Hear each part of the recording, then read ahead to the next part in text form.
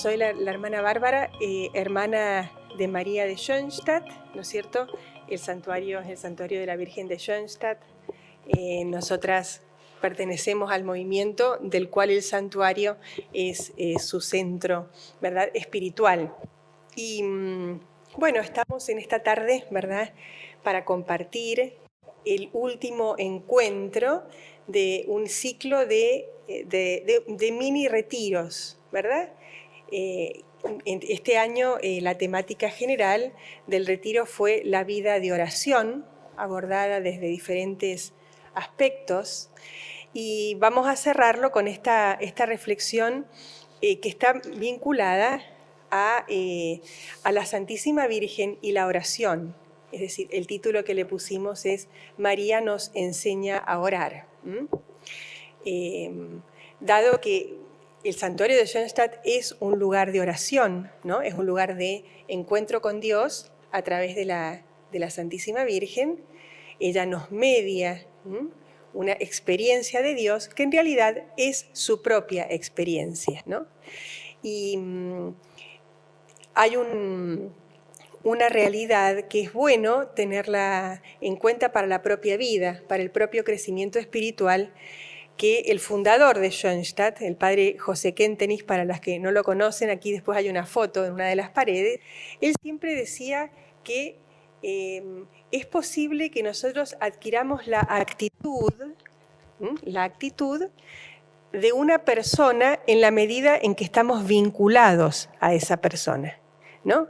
Entonces, el axioma quiere decir la ley, en este sentido es por la vinculación a la actitud, ¿no? Por la vinculación a una persona a la actitud. Y eso es una ley también psicológica, ¿verdad?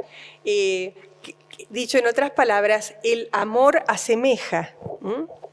La dinámica del amor a una persona, ya sea del mundo natural, que es el mundo al que nosotros estamos más habituados, en el que compartimos permanentemente, o del mundo sobrenatural, la vinculación a una persona, en la dinámica, cuando hablamos de vinculación, en última instancia nos estamos refiriendo a lo que esa vinculación hace en mí crecer el amor, esa experiencia única del ser humano, esa capacidad que es única del ser humano. Ningún otro ser creado experimenta el amor con todo lo que eso trae, de felicidad y también de luchas a veces.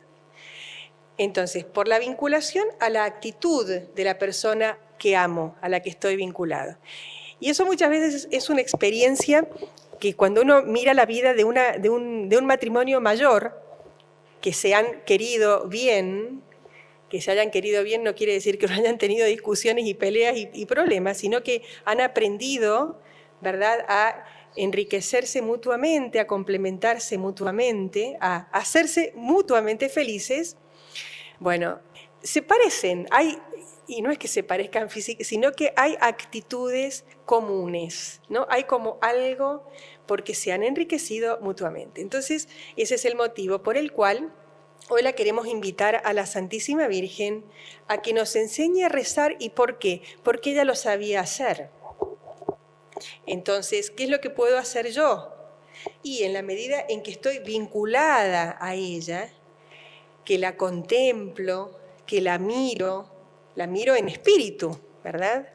Establezco un diálogo con ella, ella me va transmitiendo sus valores, en todo sentido, pero en este caso particular en relación a la vida de oración. Por lo tanto, entonces, queremos tener este momento de reflexión a la luz de María, ¿no?, como mujer orante, ¿no?, y capacitada para afrontar la vida a través de la oración. La oración fue para ella un camino muy especial para poder afrontar la vida, las vicisitudes de la vida, las situaciones que nos tocan vivir.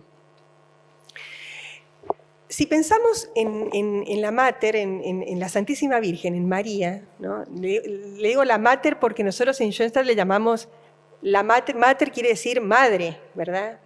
Mater en latín. Yo lo digo porque no sé en qué medida están familiarizados todos con las expresiones de la Virgen de Schoenstatt, ¿no? Si nosotros buceamos o buscamos, cuando queremos conocer a una persona, en el caso de la Santísima Virgen, sabemos que es la Madre de Jesús, sabemos que recibió una invitación especial de parte de Dios para asumir esta tarea. ¿Dónde podemos encontrar referencias a ella? En el Evangelio. En el Evangelio. Las referencias son pocas, en realidad. Realmente Lucas es el evangelista que más trae sobre la Santísima Virgen, y que hayan sido pocas no quiere decir que ella haya intervenido poco. A mí me extrañaría mucho pensar que una mujer interviene poco en la vida de los demás, porque en realidad forma parte de la vida de una mujer, estrictamente hablando por su ser y por su misión. Sin embargo, las referencias que hay en el Evangelio son pocas, y esto habla, en realidad, de una actitud de la Virgen. La actitud de la Virgen fue una actitud receptiva. Receptiva no quiere decir que no haya ido al frente, porque lo demostró en varias ocasiones, incluso de las que aparecen en la Biblia, referido a ella, pero fue una mujer que mantuvo un perfil más bajo, porque era la tarea a la que se sentía ella convocada. Son pocos las referencias, sin embargo, en todas las referencias evangélicas, bíblicas, en realidad, me refiero más evangélicas porque pienso en el Nuevo Testamento. Hay en el Antiguo Testamento algunas mujeres que prefiguran la misión de la Santísima Virgen, su tarea. Pero me voy a referir a algunas rápidamente, citas evangélicas, y vamos a empezar por la primera, el momento en el cual, ¿no?, se da la presentación en sociedad de la Santísima Virgen, que es la Anunciación, ¿no? Una mujer, digamos, que vivía una vida privada, una mujer totalmente de un perfil bajo, entra, ¿no?, a la opinión pública porque el ángel la distingue, ¿no? ¿Cómo nosotros podemos saber todo esto? Lucas, que fue el evangelista que más escribe de la Santísima Virgen, tuvo diálogos con la Santísima Virgen. ¿Por qué? Porque Lucas no conoció a Jesús. Él escribió a partir de preguntarle a muchos testigos oculares de Jesús. Uno de ellos fue la Virgen, porque ella sobrevivió a Jesús unos cuantos años después, quizá 20, quizá 30. La Virgen aparentemente fue una mujer que tuvo una larga vida. Nosotros nos tenemos que a veces familiarizar más con la Virgen. Fue una mujer que vivió, que sufrió, que cumplió años, que tuvo, y parece que tuvo una larga vida, ¿no?, después de la muerte, resurrección y ascensión de Jesús. Y entonces Lucas, que estaba interesado y se propuso escribir, le preguntó de la vida de Jesús y le habrá sacado, como un tirabuzón, algunas cosas de su propia vida. Por eso nosotros tenemos también la Anunciación. Si nosotros nos damos cuenta que es se los dejo a ustedes después como tareitas, como para que las hagan en la medida que les interese. En la Anunciación, la Virgen, podemos destacar muchas diferentes actitudes de ella. Hay una que es muy activa y que es: la Virgen dialoga. La Virgen no solamente es receptiva, no solamente está escuchando, la Virgen pregunta, la Virgen se inquieta, le hace preguntas fundamentales, no se traga, disculpando la expresión, el buzón. Le hace preguntas: ¿cómo puede ser esto? ¿No es cierto? Yo no convivo con ningún hombre, ni quiero tampoco, esa es mi disposición por vocación. Le hace preguntas, y cuando el ángel le va respondiendo, le responde. Eso es importante, eso forma parte de una actitud que también es propia de la oración. Hay un diálogo. ¿Qué supone? Para poder dialogar, supone hacer silencio, supone actitud de escucha. Para poder escuchar es necesaria la apertura al otro. De otro modo, oímos, no escuchamos. Las cosas nos pasan si no hay una actitud de apertura. Supone responder a lo escuchado en la medida en que haya alguna pregunta que responder. Supone un intercambio. Lo vamos a dejar ahí. Anunciación, diálogo sobre todo. Bodas de Caná. En las bodas de Caná, la mujer parece inoportuna, ¿no? La mujer que pide, pedigüeña, ¿no? Intercesora, que intercede, que media, porque no pide para ella, pide para otro, pero pide, ¿verdad? Otra actitud de oración, ¿no? Pero para que nosotros vayamos viendo muchas veces, no lo sé, pero ¿qué concepto tenemos de oración? Lo vamos a ver enseguida, ¿no? Si es a lo mejor muy acotado, ¿no? No es solamente pedir, pero también es pedir. Y pide con confianza, ¿no es cierto? Hagan lo que Él les diga, no duda. Pide, pero porque detrás hay una actitud de confianza y de amor a su hijo, de relación. Sabe perfectamente que ella tiene que ser. Jesús no se quería meter, fíjense. ¿Qué nos toca a nosotros, mujer? O sea, no ha llegado mi hora, Jesús, claramente, y ella, hagan lo que Él les diga, no le contesta, pide con confianza.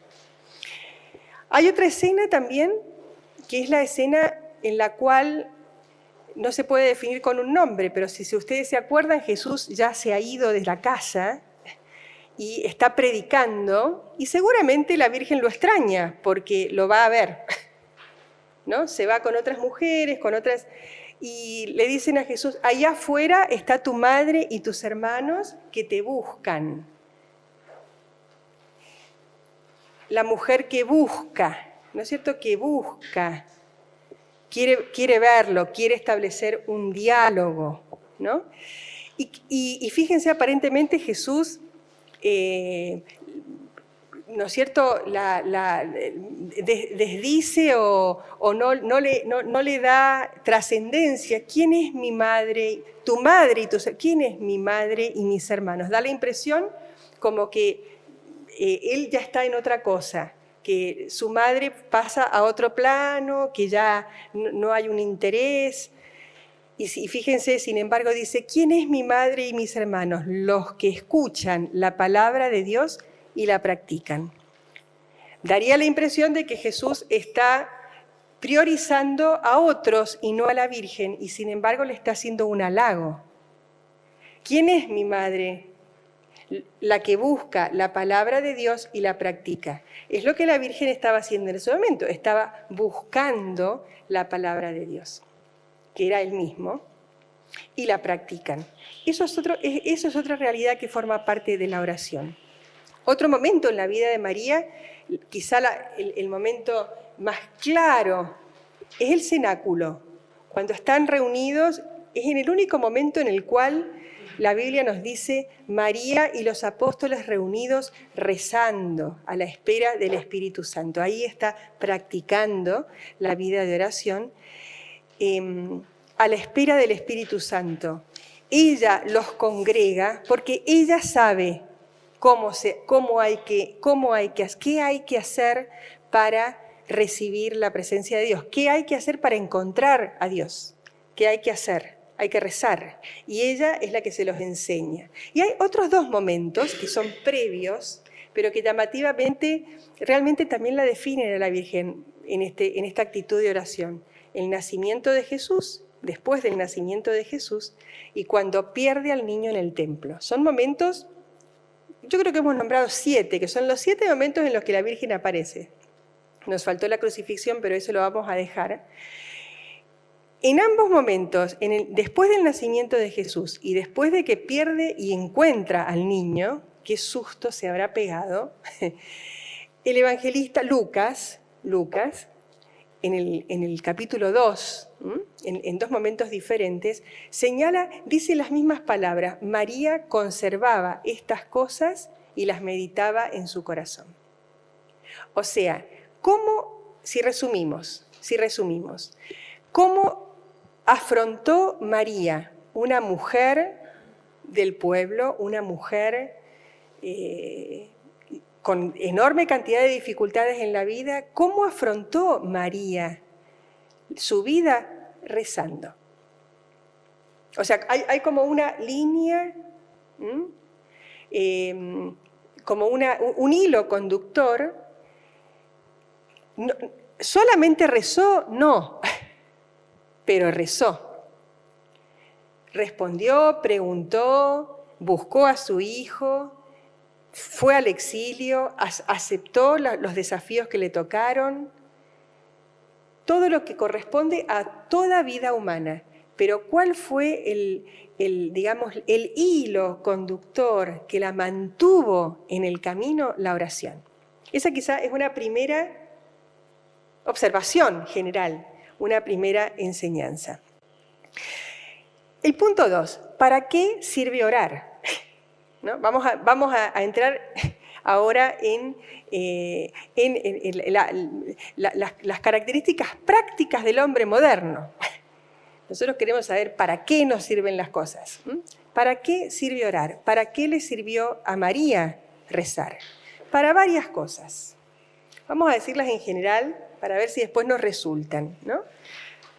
La oración sirve para serenar los desasosiegos y las inquietudes que nos acucian, que forman parte de la vida. Sirve muchas veces para transformar dudas en certezas. La vida está llena de inquietudes, está llena de preguntas, forma parte de nuestra naturaleza humana un cierto padecer inseguridades. Forma parte de nuestra existencia porque somos seres humanos, porque somos criaturas, porque tenemos límites. Y en tercer lugar nos sirve para comprender los límites humanos. ¿Cómo qué? Como realidades que nos dan la propia identidad. Pero sobre todo, rezar nos sirve para conocer a Dios, su presencia en nuestra vida. Dios actúa en el silencio. Dios es una persona muy discreta, ¿no es cierto? No le gusta el bullicio, pero actúa. Les voy a hacer escuchar, como las tengo ahí prisioneras, un relato que es un poquito largo, pero que es muy interesante en este sentido, y se llama La hora que puede cambiar nuestra vida. Aquella mañana de febrero de 1978 era el día de mi cumpleaños y me molestó tener que tomar mi portafolios y dirigirme a un desayuno de negocios. En general, la vida había sido buena conmigo. Mi modesta agencia de publicidad iba viento en popa. Mi marido y mis hijos estaban sanos. Sin embargo, sentía que me faltaba algo que ni siquiera era definible. Lo percibía yo solo como un pequeño vacío interior. En el restaurante me entrevisté con Don Campbell, hombre alto, sesentón, de mandíbulas delgadas. Era un próspero asesor de mercadotecnia, dotado de un raro don de gentes. Su actitud, siempre tranquila y apacible, me agradaba mucho. Mientras comíamos unos huevos revueltos, hablamos de un proyecto de publicidad y luego de tratar ese asunto le confié que era el día de mi cumpleaños y le referí mi persistente sensación de vacío. ¿Quiere usted llenarlo?, me preguntó. Por supuesto. Empiece usted cada día con 1 hora de oración. No tengo tiempo, repliqué asombrada. Eso fue exactamente lo que repliqué hace 20 años. Era yo entonces presidente de una agencia de publicidad de Chicago y estaba ajetreado, siempre deprisa. Apenas tenía tiempo para mantenerme al día en mi negocio. Tenía fe en la oración diaria, pero no me daba tiempo para practicarla. Sentía que mi vida se escapaba de mi control. Un amigo me explicó que yo estaba haciendo las cosas al revés. Estás intentando hacer caber a Dios en tu existencia. Le dedicas 5 minutos, quizá 10 allá. Necesitas ajustar tu vida centrándola en Él. Y esto se logra mediante la aceptación de un compromiso. Fíjate 1 hora de oración cada día, eso sí sería un compromiso.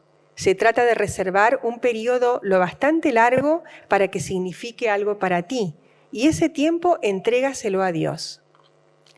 Al decir esto, la mirada de Dom refulgía. Me hizo un guiño y prosiguió. Me dije entonces que mi amigo había perdido el juicio.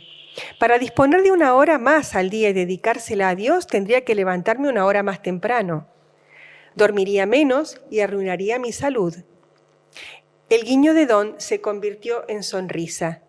Pero debo decirle que no me he enfermado desde hace 20 años. 20 años de salud.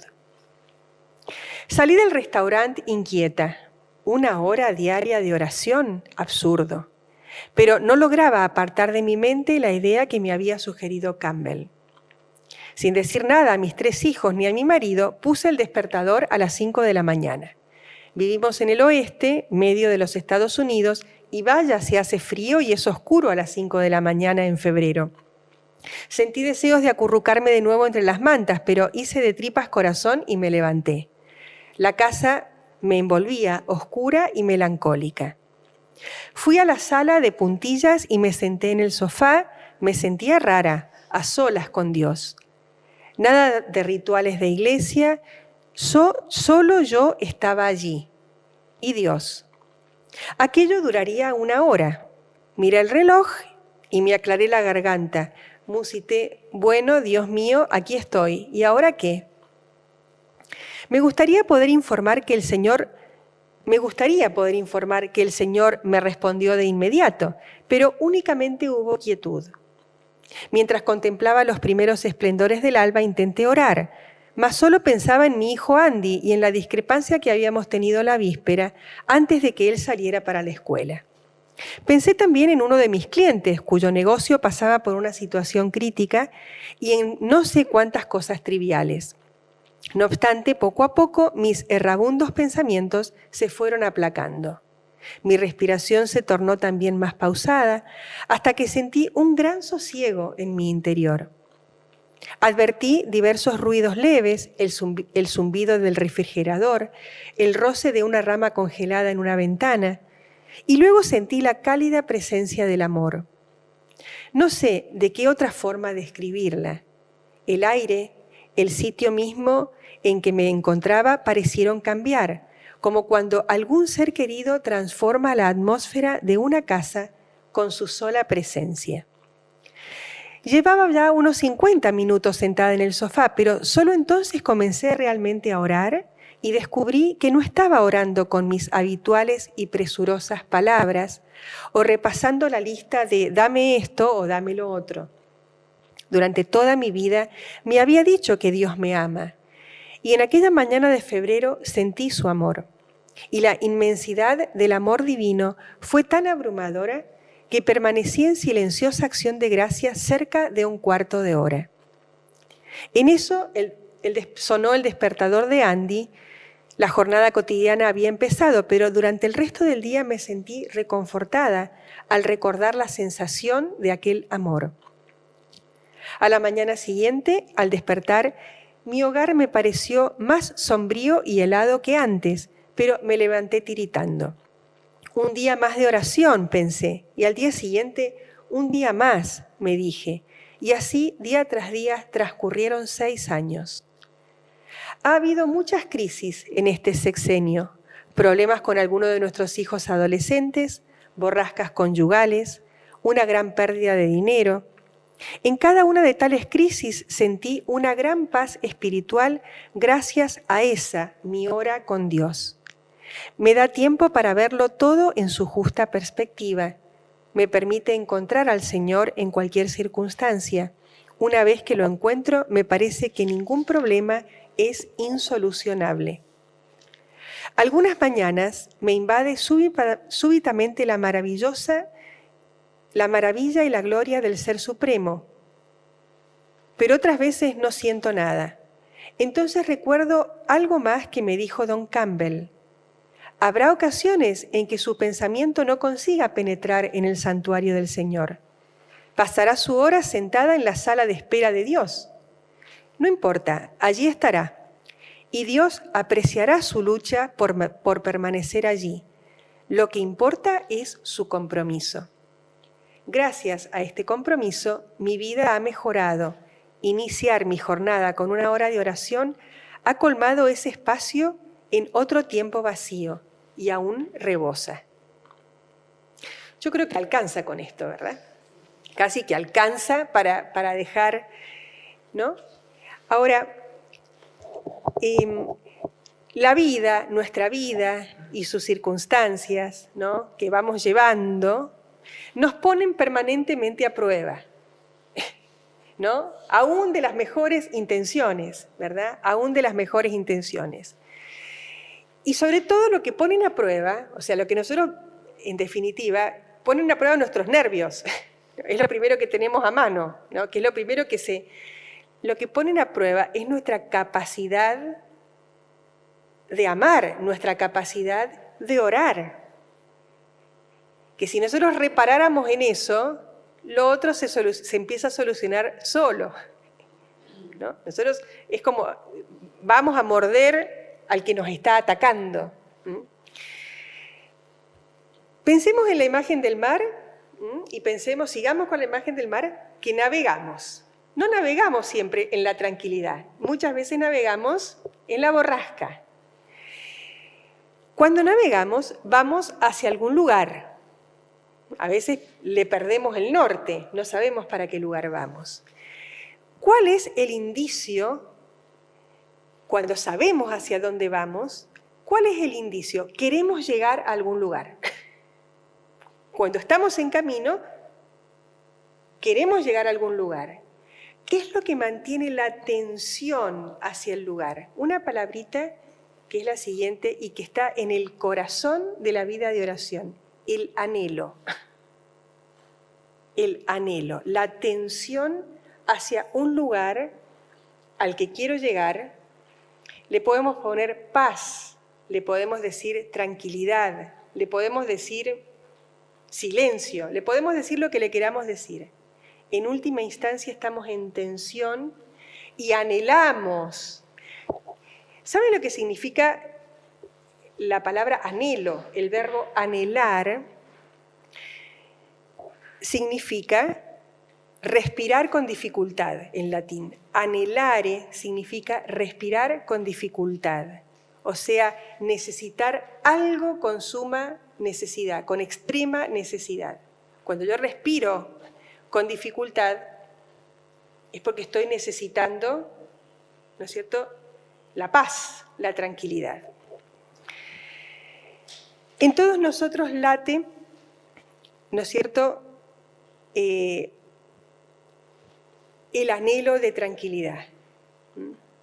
Nosotros muchas veces identificamos a Dios con esa felicidad plena y tranquila. Qué importante que es cultivar el anhelo. No siempre el ajetreo de la vida nos permite, pero en tanto y cuanto el anhelo esté presente, significa que el amor está presente, ¿no? Que el amor está vivo, que el amor está ahí generando ¿qué? Esperanza, confianza, ¿no es cierto? Hagan lo que Él les diga, fe, ¿no? Todo lo que está en el corazón, evidentemente, de la vida de oración. Y el anhelo es una experiencia profundamente humana, porque en el corazón está la necesidad, en el corazón del corazón humano está la búsqueda de felicidad. Y la búsqueda de felicidad es la búsqueda de la experiencia de sentirse y de saberse amado, ¿no? Lo que veíamos, ¿no? Que es alimentado y retroalimentado nuevamente por la experiencia de alguna vez de haber sido amado y de haber tenido esa experiencia de paz y de tranquilidad que me pone en tensión a ir adelante. Por eso qué importante que es realmente ahondar el anhelo, ¿no? Profundizar el anhelo. El padre Kentenich cuenta una fábula, ¿no? Para expresar de alguna manera este anhelo, ¿verdad?, de amor, de tranquilidad, de sosiego, de calma, de felicidad, con una fábula, y habla de una ciudad santa llamada Véneta, que se habría hundido en lo profundo del mar, ¿no? Y dice, los marineros que navegan cada vez que navegan sobre esta ciudad hundida, ¿no? Es una expresión del anhelo, eso que está ahí abajo, hundido. Cuando los marineros navegan sobre esa ciudad, escuchan en determinados tiempos el sonar de campanas desde lo profundo del mar. Véneta, dice el padre Kentenich. Véneta es el hombre moderno, es mi corazón, es mi alma, soy yo. En horas silenciosas surge en el hombre moderno el anhelo de Dios, como repique de campanas.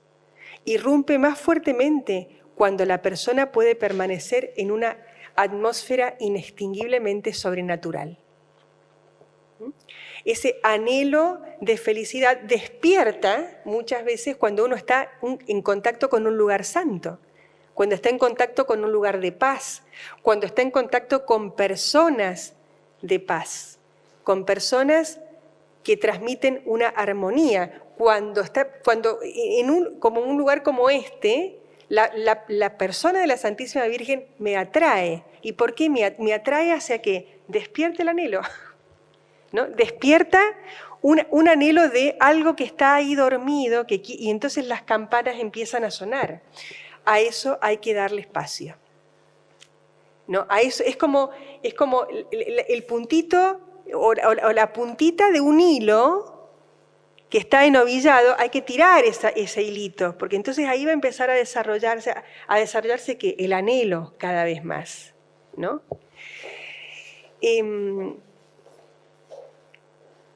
Ahora bien, todo está muy lindo hasta el momento, ¿verdad? Hemos entrado, nos hemos puesto proa al destino, sabemos que la atención, lo que nos lleva a eso es el anhelo, pero hay obstáculos, ¿no? Teníamos que llegar, lamentablemente, pero en realidad lo bueno de esto es que justamente ahora me voy a centrar precisamente en los obstáculos, para que después podamos identificar cada una cuáles son los obstáculos o pueden ser los obstáculos que nos impiden muchas veces realmente mantener la atención viva del anhelo. Ya decíamos que nuestra vida es navegar en un mar agitado, la agitación, ¿no? La agitación, ¿no? Es un peligro, ¿no? Se presenta como peligro, ¿no? Como impedimento que hace tortuosa nuestra navegación. Necesitamos poder aprender a controlar la agitación. Muchas veces la agitación no la tenemos. Ambas cosas, la podemos tener adentro, pero seamos más benévolos, la tenemos afuera, ¿no? La agitación del mundo, ¿no? Nosotros, cuando era postulante, me acuerdo, acababa de ingresar en la comunidad de la hermana, nuestra oración de la noche empezaba así: de la agitación del mundo venimos a tu silencio, ¿no? Así empezaba la oración, Señor, de la agitación del mundo, y nosotros nos mirábamos y decíamos, bueno, del mundo no, porque ya no estamos en el mundo, pero veníamos a lo mejor de la cocina, de haber lavado los platos después de la cena, entonces decíamos, de la agitación de la cocina venimos a tu silencio. En definitiva, la agitación nos venía de afuera, o sea, hay una cantidad de cosas que nos mueven, que nos mantienen y que se transmiten al interior. Ahora, muchas veces también la agitación está dentro nuestro. Tenemos que poder aprender a controlar esa agitación. Ahora, hay 3 elementos. Hay muchos más. Yo me voy a referir a 3 elementos que se nos presentan como obstáculos para poder controlar la agitación, ya sea que la tengamos adentro o ya sea que la tengamos afuera. Y hay 2 distracciones y un desafío. Las distracciones son, me voy a referir a la impaciencia y al aburrimiento. Y el desafío, la impersonalización de la vida. Vamos a empezar por lo primero, una posible distracción que nos mantiene o que nos agita a nosotros, que nos impide que nosotros podamos controlar la agitación, ya sea que tengamos afuera que la tengamos adentro. La impaciencia. No nos vamos a referir solamente a la impaciencia que más conocemos es la que tenemos con las personas, de carne y hueso que tenemos al lado nuestro, que nos genera, ¿no? O las situaciones que las personas nos generan. Dios también nos puede generar impaciencia. ¿Por qué? Porque para poder encontrarnos con Él necesitamos tiempo. Necesitamos tiempo. Y como Dios no nos responde, como le pasaba muchas veces a la señora que nos contaba el relato, inmediatamente no nos responde y hay quietud muchas veces, nos parece una pérdida de tiempo. Y eso, al hombre moderno, a todos nosotros, por más anhelos que tengamos de rezar, nos juega muy en contra. Aprender a rezar, a encontrarse con Dios, parece una pérdida de tiempo porque lleva tiempo. Y hoy no queremos perder tiempo. O sea, a ver, eso es lo que vamos a evaluar. ¿Qué concepto tenemos nosotros del tiempo? Del uso del tiempo, del valor del tiempo, de lo que queremos hacer con él. Ahí hay un tema. Entonces, rezar lleva tiempo, exige tiempo, y que es un tiempo aparentemente muerto. ¿Por qué? Porque muchas veces, ¿qué pasa? No pasa nada. Lo que pasa es que no pasa nada. Hay una quietud, por más que nadie lo diga. Pero eso es un obstáculo grande. Y no siempre la inversión de tiempo nos permite ver frutos rápidos. Otro tema. Hoy es llame ya, ¿no? Llame ya, delibere inmediatamente, ¿no? En lo posible 5 minutos antes de que yo haya llamado por teléfono, tengo que tenerlo, ¿no? Rezar toma tiempo, requiere tiempo. Hay un autor que todos ustedes habrán escuchado alguna vez por un libro famoso que se llama Zygmunt Bauman. El famoso libro El amor líquido. Pero me voy a referir a otro, el reto de la educación en una modernidad líquida. Y él, Zygmunt Bauman, señala lo siguiente. El síndrome de la impaciencia transmite un mensaje. El síndrome de la impaciencia. El tiempo es un fastidio, es una faena, una contrariedad, un desaire a la libertad humana, una amenaza a los derechos humanos y no hay ninguna necesidad ni obligación de sufrir tales molestias de buen grado. El tiempo es un ladrón. Si uno acepta esperar, postergar las recompensas debidas a su paciencia, será despojado de las oportunidades de alegría y placer que tienen la costumbre de presentarse una sola vez y desaparecer para siempre. El paso del tiempo debe registrarse en la columna de débitos de los proyectos de vida humana. Trae consigo pérdidas y no ganancias. El paso del tiempo presagia la disminución de oportunidades que debieron tomarse y consumirse cuando se presentaron. O sea, corremos el tiempo. No es que el tiempo nos corre, nosotros lo corremos, porque lo queremos vivir pero no lo queremos perder. Entonces, entramos en una agitación imposible de manejar, porque cuando el tiempo transcurre, pues transcurre, y nosotros queremos que transcurra pero lo queremos retener. Y eso nos mantiene presos No sé si se entiende, parece una contradicción absoluta. Y entonces, entrando en esa lógica, que es la lógica a la que nos tiene acostumbradas la vida moderna, el tiempo necesario para rezar es un desaire, es un despropósito. Esto hay que entenderlo, evidentemente. Entenderlo para tratar de manejarlo. Porque de otro modo, vivimos de una vida de ideales. Pensamos que vamos, que queremos rezar, pero morimos en el intento. Porque llega el momento que tenemos que invertir lo necesario precisamente para hacerlo y no lo hacemos. Lo primero entonces es la impaciencia. Cuidado con la impaciencia porque esto hay que elaborarlo porque el tema del tiempo hoy es un tema fundamental de la vida moderna. No solamente para Dios, pero hoy lo estamos refiriendo a la vida de oración.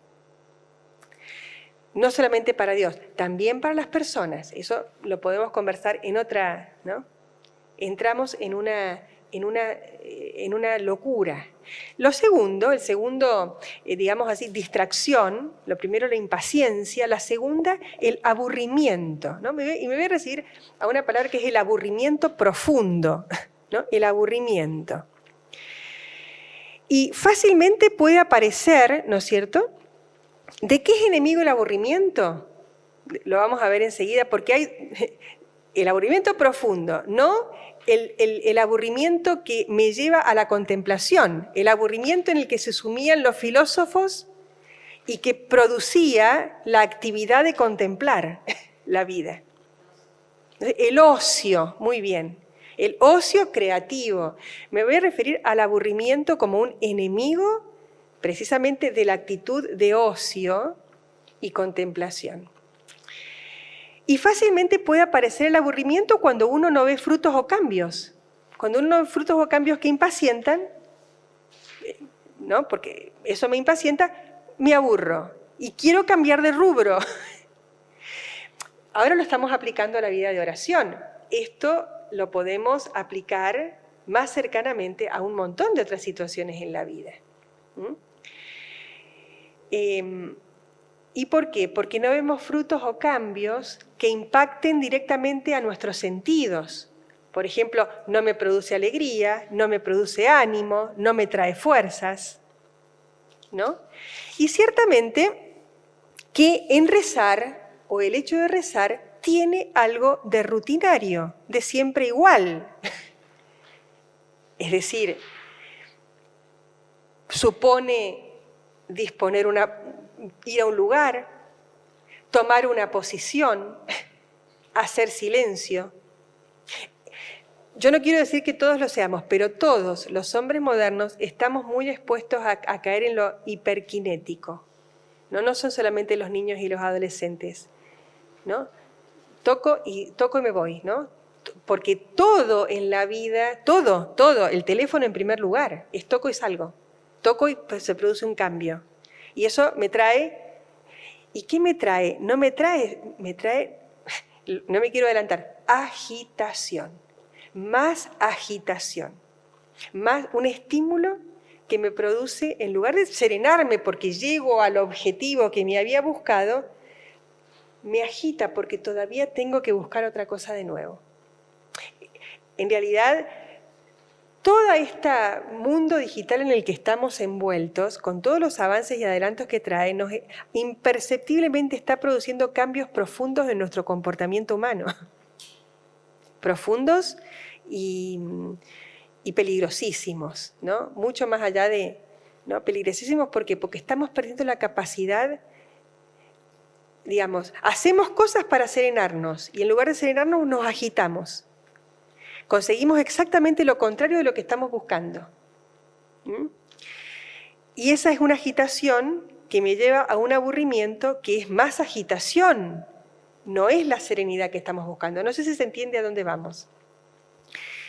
Todo esto atenta fundamentalmente con la vida, con los parámetros propios con el cauce propio que es la vida de oración, que es la que me puede llevar a saciar el anhelo de felicidad, de plenitud y de amor que yo quiero encontrar en Dios. Hay obstáculos que son invisibles y que forman parte de esta, ¿no es cierto?, la estructura del comportamiento al que nos lleva la vida moderna.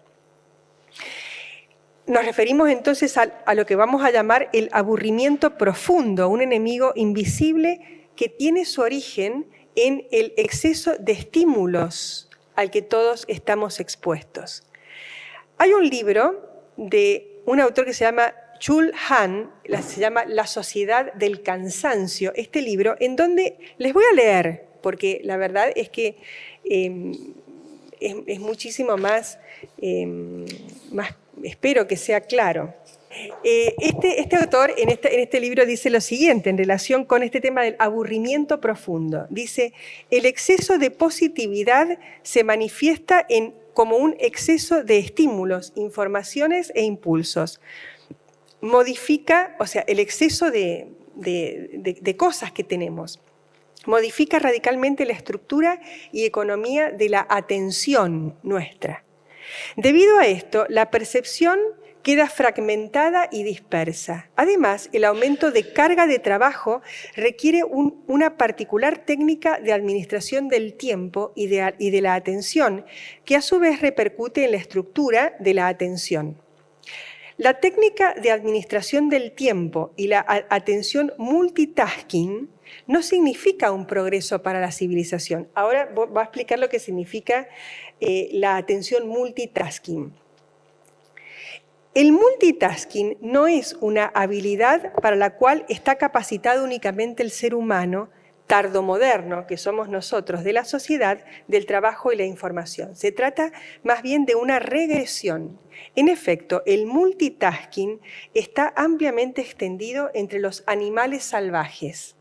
Es una técnica de atención imprescindible para la supervivencia en la selva. Un animal ocupado en alimentarse ha de dedicarse, a su vez, a otras tareas. Por ejemplo, ha de mantener a su enemigo lejos del botín. Debe tener cuidado constantemente de no ser devorado, a su vez, mientras se alimenta. El animal salvaje está obligado a distribuir su atención en diversas actividades. De este modo, no se halla capacitado para una inmersión contemplativa. No puede sumergirse de manera contemplativa en lo que tiene enfrente, porque al mismo tiempo ha de ocuparse del trasfondo. ¿No nos pasa eso? Permanentemente. Bueno, a una mujer en su casa, por la naturaleza propia, estar en 500.000 cosas. Pero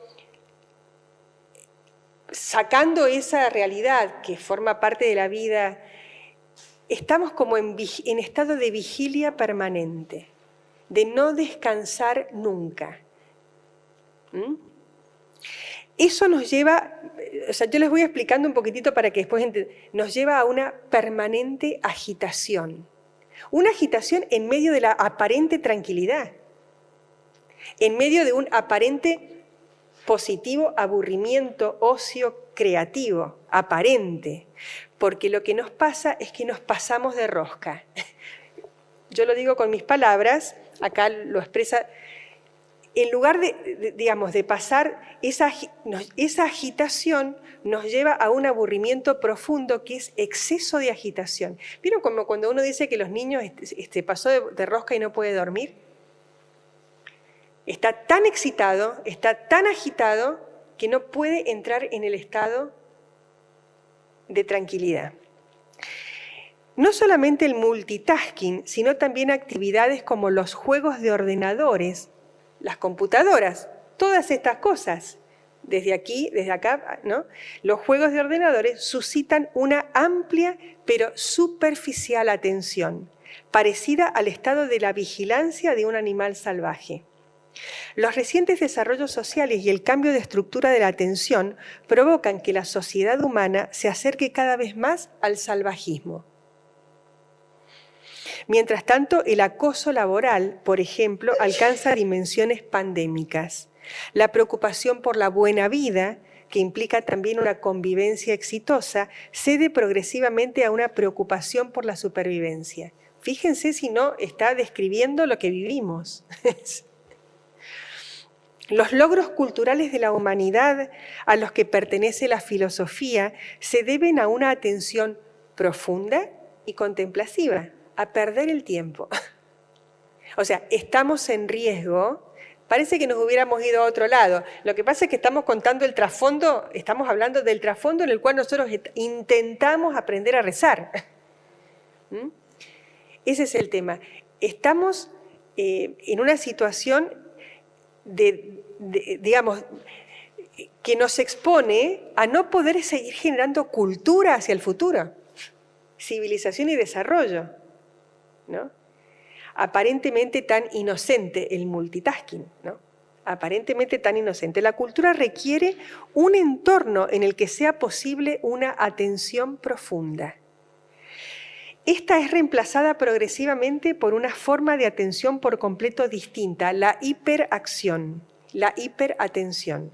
Esta atención dispersa se caracteriza por un acelerado cambio de foco entre diversas tareas, fuentes de información y procesos. Dada además su escasa tolerancia al hastío, tampoco admite aquel aburrimiento profundo que sería de cierta importancia para un proceso creativo. Lo vamos a dejar ahí porque yo creo que alcanza, ¿verdad? Entonces, los desafíos que tenemos, el aburrimiento por un lado, la impaciencia por el otro, y en último lugar, el último que es el desafío, es el impersonalismo. O sea, acá hacernos una pregunta en concreto cuando rezamos. El padre Kentenich decía, la oración es un hablar personal con Dios. Un hablar personal. Puede ser que nosotros a veces digamos, cuando nosotros rezamos, cuando yo rezo, hablo con Dios, pero mi hablar es personal. Y acá voy a dar algunos tips, ¿verdad?, en relación como para que podamos detectar qué tan personal es mi oración. Tiene que ser una oración, un hablar personal. ¿Cuándo hay un hablar personal? Cuando lo que yo le estoy contando a Dios, lo que yo estoy elaborando y contando, me doy cuenta que en eso hay un interés mío personalísimo en lo que estoy contando. Y acá vamos a poner un ejemplo clarísimo. Cuando yo establezco un diálogo íntimo con una persona, ¿cuándo la establezco? Cuando le estoy contando algo que me interesa, algo personal, algo que me mueve, algo que me involucra, que no entiendo, que sufro. Bueno, Dios también es una persona. Vamos a ver enseguida, evidentemente, hay algunos riesgos en este tema, porque nos cuesta también identificarla como persona. Justamente porque a Dios muchas veces no tenemos la experiencia sensible de Dios. No lo escuchamos, no lo vemos. Eso, que nosotros escuchemos a una persona y que la veamos es facilitadora de que esa relación se haga personal. En el caso de Dios, ahí hay un obstáculo, ¿no? Ahora, un hablar personal quiere decir que lo que yo cuento, en eso tengo un interés personal, personalísimo, que Dios se ha hecho para mí un tú personal, que es un tú, que es alguien. ¿Y cómo puedo yo deducir si Dios es para mí un tú personal? Lo puedo deducir cuando detecto cómo me dirijo a Él. Esas son preguntas que uno se tiene que hacer. Si yo le digo Padre, es porque evidentemente entiendo qué es lo que significa que sea Padre. Si yo le digo Dios misericordioso, lo que estoy buscando es la experiencia de su misericordia. No sé si se entiende. Si yo le digo Dios omnipotente, lo que estoy esperando es su poder. Si yo digo Dios santo, lo que estoy identificando es su santidad. Puedo deducir quién es Dios para mí cuando me doy cuenta cómo me refiero a Él. cómo lo trato. Por eso acá tenemos que preguntarnos, ¿verdad? Evidentemente, tenemos que preguntarnos, ¿mi relación con él es una relación de hijo, filial? ¿A Dios le tengo miedo? ¿Qué me produce? O sea, yo me tengo que parar frente a eso. ¿Experimento cobijamiento? ¿Me da cobijamiento pensar en la persona de Dios? Son los recursos que tengo para detectar si Dios es para mí un tú personal o es como hablarle a la pared. Muchas veces, o sea, tenemos que detectar en definitiva cómo es ese proceso mío interior y por qué nosotros venimos a rezar a lugares en donde normalmente no es lo mismo hacerlo acá mirando un crucifijo, que ante una imagen que me lo representa, porque eso me lo trae, me lo acerca. ¿Por qué? Porque nosotros todavía tenemos que vencer algo que no tenemos que vencer con una persona natural, que es el impedimento de que nosotros no sentimos, no vemos, no tocamos, no oímos. No tenemos la percepción de la cercanía, a no ser que, como le pasó a esta señora del relato, evidentemente, después de un proceso, entremos en una experiencia y Dios nos regale la experiencia de su paz, de su serenidad, de que llena un vacío. Bueno, ahí evidentemente esas experiencias de cercanía, de sensible, me regalan la experiencia del Dios personal. Esas experiencias las tengo que atesorar porque no se dan permanentemente. Dios a veces nos regala como esos destellos de su cercanía que ¿qué hacen? Despiertan nuestro anhelo. Y a esas certezas tengo que volver. Detectar entonces si la relación con Dios es una relación personal, es si yo tengo un interés personal en lo que le estoy contando. Y eso es importante, porque yo las cosas que me importan se las cuento a alguien que quiero. Y cuando las cosas me importan, entro en un diálogo distinto que cuando le cuento a alguien que no me siento bien, ¿no es cierto?, con el que no, del que no. Y esas cosas es importante, entonces, despertar, tiene que despertar en mí un eco personal. Estamos ya muy en el límite, nos queda una media horita, podría, por supuesto, continuar, pero esto que, digamos, estas descripciones son las realidades que vivió la Virgen, ¿no es cierto? Ella tuvo también que hacer una experiencia humana de vincularse con Dios. ¿Por qué? Porque ella era humana. Que haya estado llena de gracia no significó que se le ahorrara este proceso de despertar el anhelo, de vencer obstáculos. ¿Por qué? Porque ella era una persona que tenía las características que tenemos nosotros, límites, sentidos, emociones, sentimientos, distracciones, ¿por qué no?